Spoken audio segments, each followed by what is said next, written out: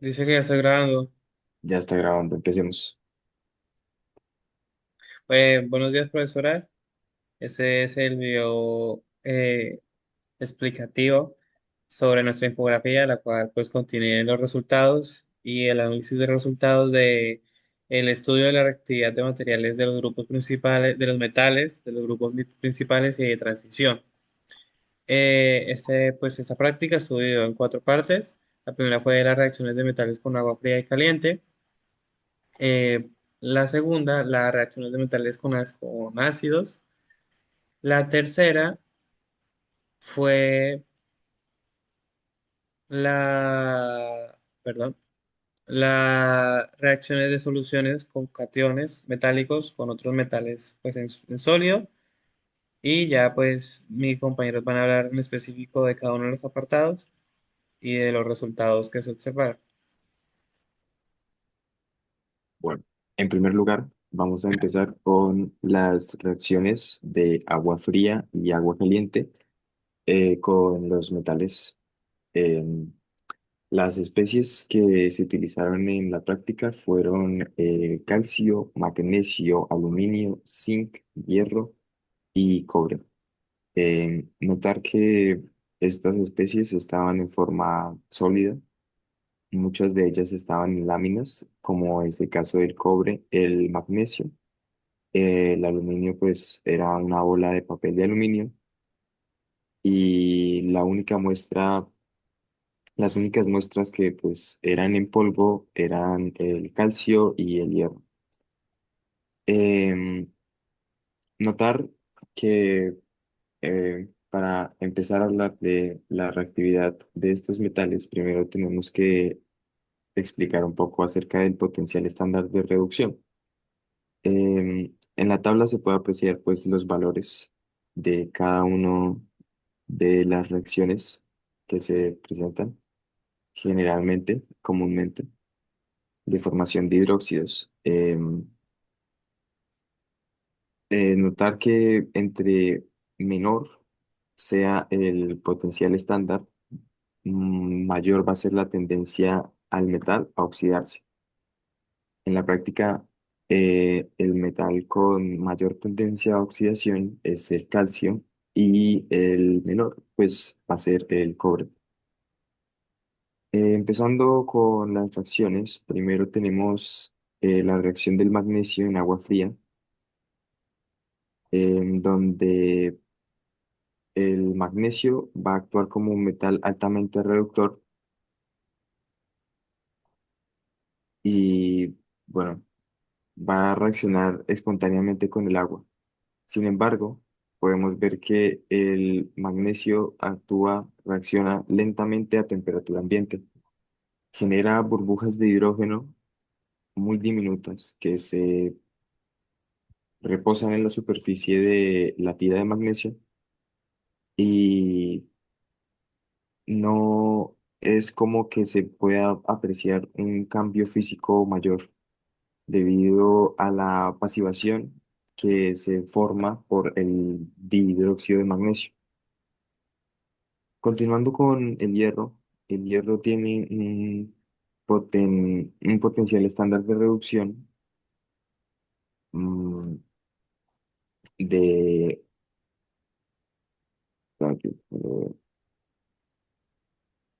de negativo 0,44 voltios.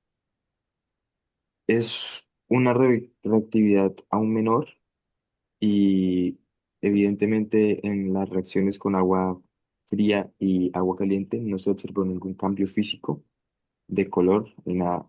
En las reacciones de agua caliente, las partículas de hierro, de polvo de hierro, se empezaron a colocar en la superficie y a caer al fondo del tubo de ensayo, a caer en el tubo de ensayo. Em, pero no se logró ver ningún cambio físico en la estructura. Em, Continuamos con el zinc. El zinc tiene una reactividad menor que la del hierro y básicamente pues va a formar una formación superficial de dihidróxido de zinc que va a limitar la reacción porque va a cubrir el metal y lo va a proteger del agua. Em, en esta reacción también se observaron pequeñas burbujas en la superficie de la escama del zinc y no se observó mucho más. Continuando con el cobre es uno de los metales en esta práctica, es un metal de transición que posee un potencial de estándar de reducción positivo. Esto significa que en ninguna de las condiciones, ya sea agua caliente o agua fría, va a poder desplazar el hidrógeno del agua, por lo que la oxidación es termodinámicamente no favorable y no va a ocurrir.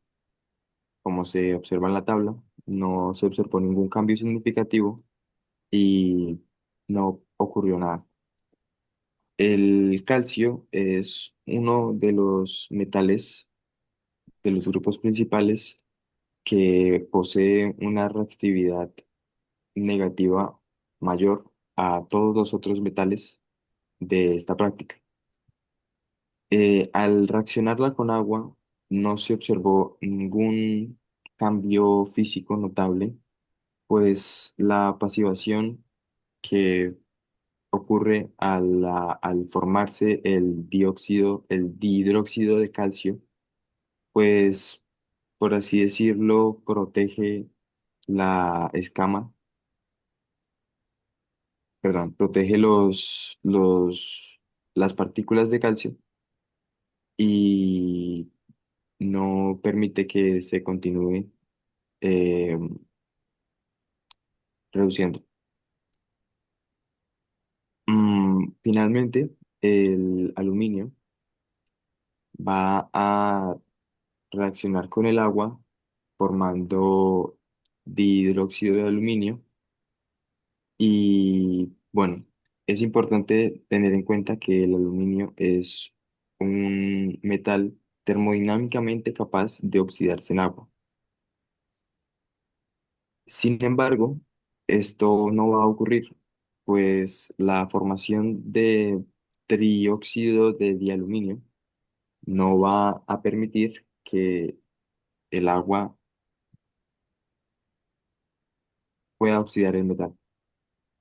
Em, Finalmente, mencionar la incidencia del calor en las reacciones de agua, de notar que ninguna reacción mostró un cambio físico significativo, ya sea en caliente o calor. Fueron bastante similares las observaciones en ambos experimentos, por lo que se puede concluir que la temperatura afecta simplemente la velocidad de la reacción y no va a cambiar, por así decirlo de alguna manera, el potencial estándar de reducción para aumentar la reactividad de la molécula. Eso no va a ocurrir. Continuamos con las reacciones de metales con ácidos. Dulce, tienes la palabra. Y bueno, entonces voy a explicar lo que ocurrió o las reacciones que se pudieron ver con los metales y dos ácidos que son ácido nítrico y ácido clorhídrico. Vamos a empezar con el ácido clorhídrico y el cobre. La lámina de cobre no cambió nada, no hubo burbujas, no hubo cambio de color, no residuo, todo quedó igual.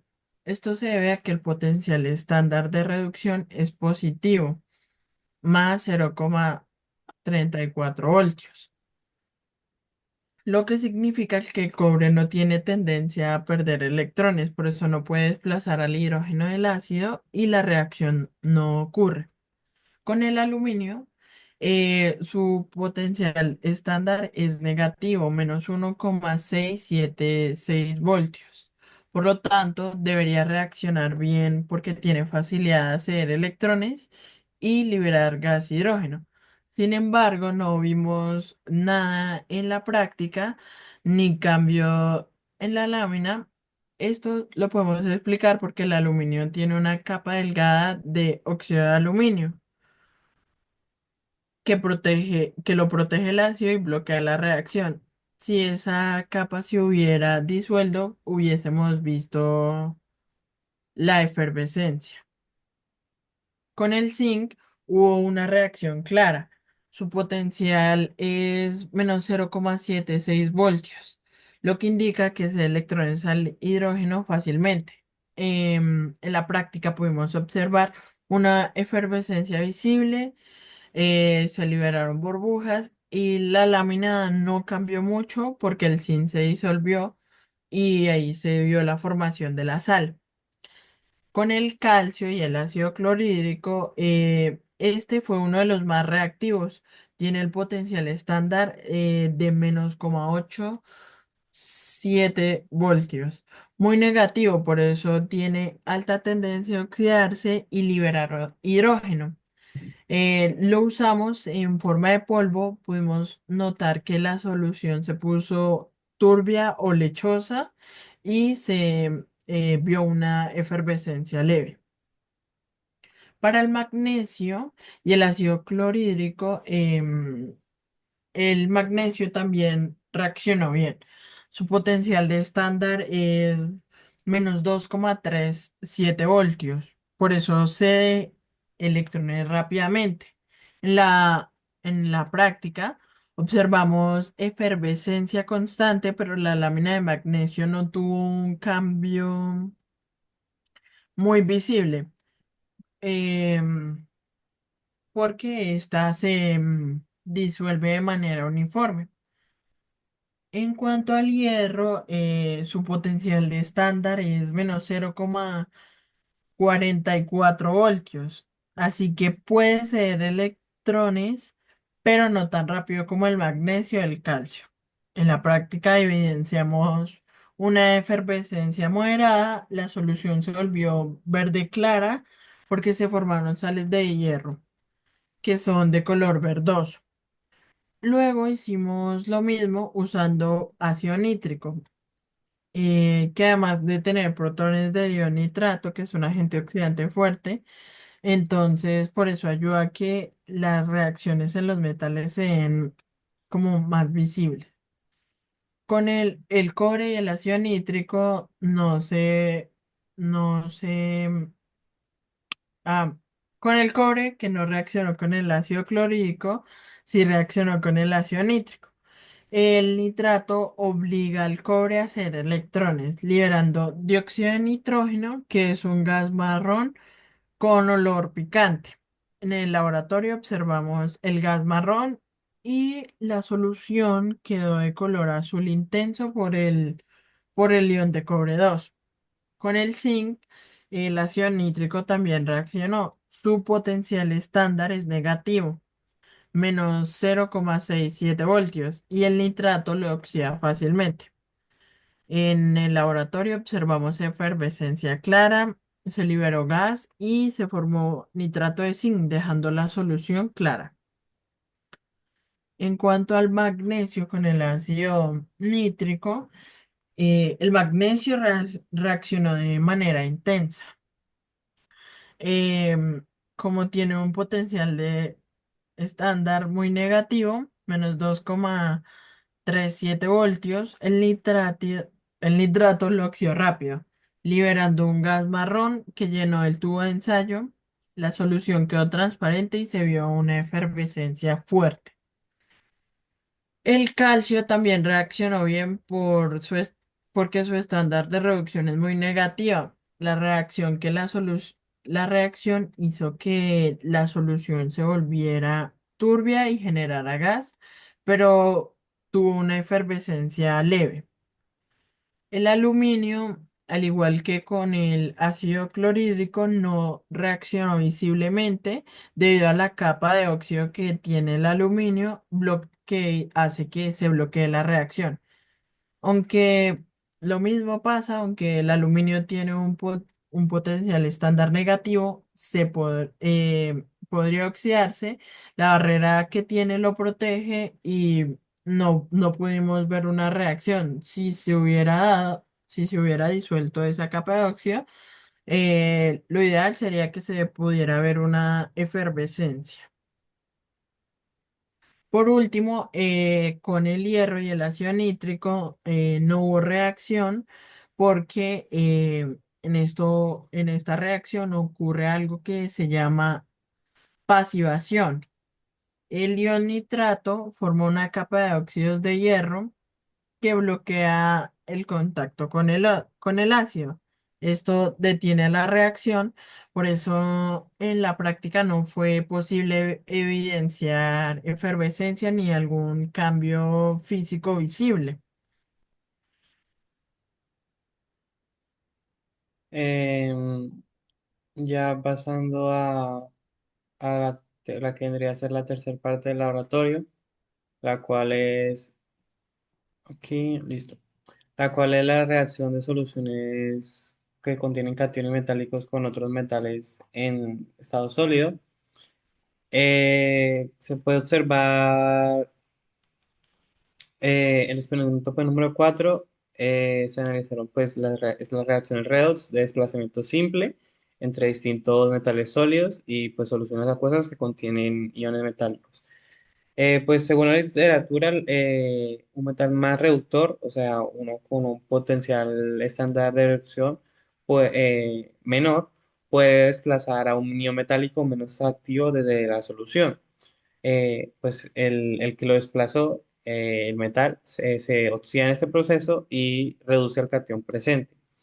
Teniendo en cuenta lo anterior, pues vamos a analizar los resultados mostrados en este conjunto de tablas, donde bueno, tomando como primer caso, analizamos los resultados del cobre sólido al reaccionar con los iones en solución.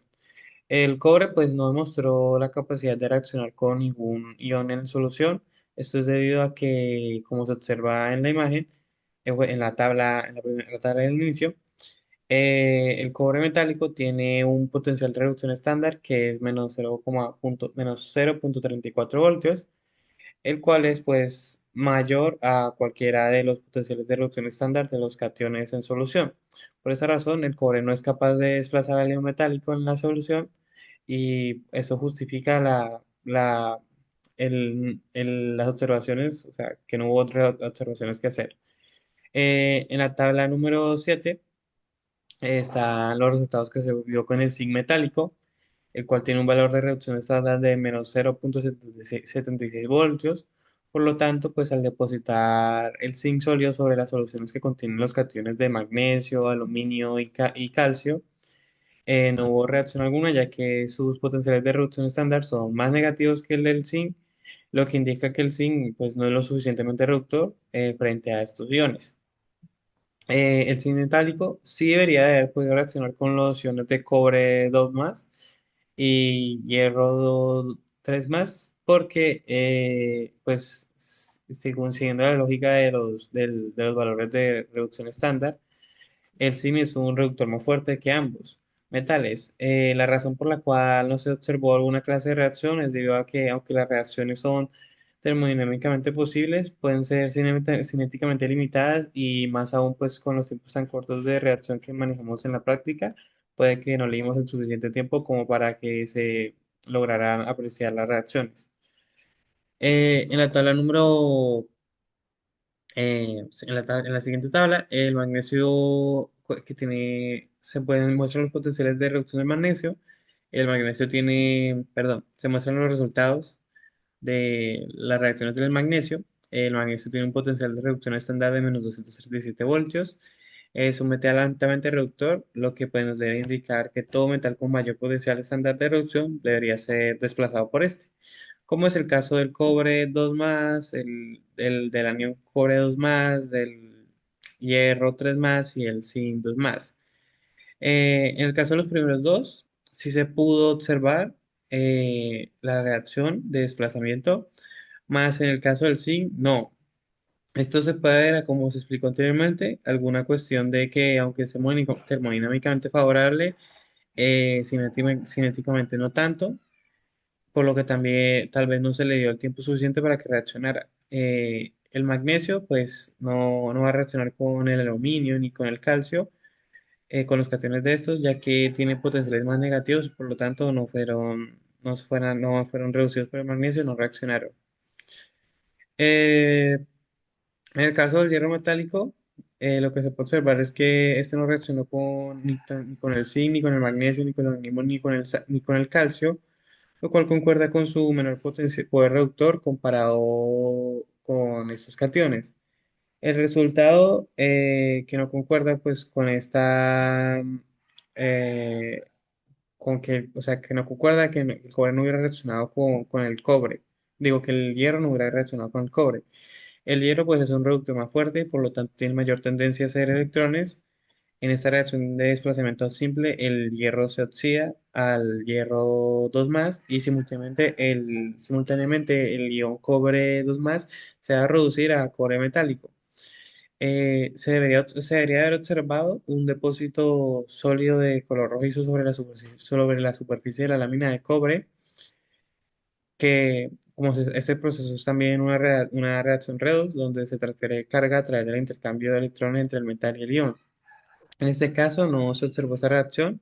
Se puede ir a cuestiones de tiempo o también ya que el hierro estaba en polvo, tal vez no pudimos apreciar bien las formaciones de estos depósitos de cobre sobre el polvo del hierro y pudo haber sido un problema más de observación. Ahora, en el caso, ya, hablando ya de los últimos dos casos, las cuales son el magnesio y el aluminio. El aluminio pues es más reductor que el cobre y el hierro, desplazó claramente esos metales de sus soluciones. Las reacciones con la reacción que tuvo con el catión de magnesio 2 pudo haber ocurrido lentamente si se hubiera dado más tiempo, debido a que esta reacción es menos espontánea que las otras. En el caso del zinc, no se presentó reacción, aunque debería haber ocurrido, ya que pues el aluminio es más reductor que el zinc y como se dijo antes, puede ser causa de los cortos tiempos. Y por último, no hubo reacción con el calcio, ya que pues el calcio es mucho más, tiene un potencial de reducción mucho menor. Finalmente, el calcio metálico, el cual tiene un valor de potencial de reducción estándar de menos 2,87 voltios, es el más reactivo de todos. Reacciona con los cationes presentes, con el cobre 2 con el hierro 2 con el zinc 2 con el magnesio 2 y con el aluminio 3 en cada caso. Como se puede observar en la tabla, el calcio se oxida a calcio 2 y reduce el metal correspondiente, generando pues las evidencias visuales como pueden ser depósitos metálicos, cambios en el color de la solución, efervescencia y toda esa clase de muestras de que se reaccionó. Por último, aquí podemos ver una imagen. Eh, en conclusión, gracias al análisis de resultados, llegamos a la conclusión de que la reactividad de un metal está directamente relacionada a su potencial de reducción estándar. Entre más negativo este, pues va a tener más tendencia a reducirse, más tendencia a oxidarse, por lo cual tiene más tendencia a reducir la especie que quiere desplazar. Se pueden dar dos casos, eh, un desplazamiento simple, un desplazamiento donde se desplace el catión de otro metal, o un desplazamiento donde se hace, se me fue la palabra, reducir el hidrógeno, el catión hidrógeno, el catión hidruro, perdón, y se lo hace eh, presentar, efervecer como hidrógeno gaseoso, que fue el caso de las primeras dos reacciones, y el caso de la reacción simple es esto. Pues ese fue nuestro video. Muchas gracias, profesora. Igualmente le vamos a anexar el análisis de resultados como para que lo pueda ver a detalle y la infografía también como para que la pueda ver otra vez a detalle. Muchas gracias, profesor. Hasta luego. Esperen que no he terminado de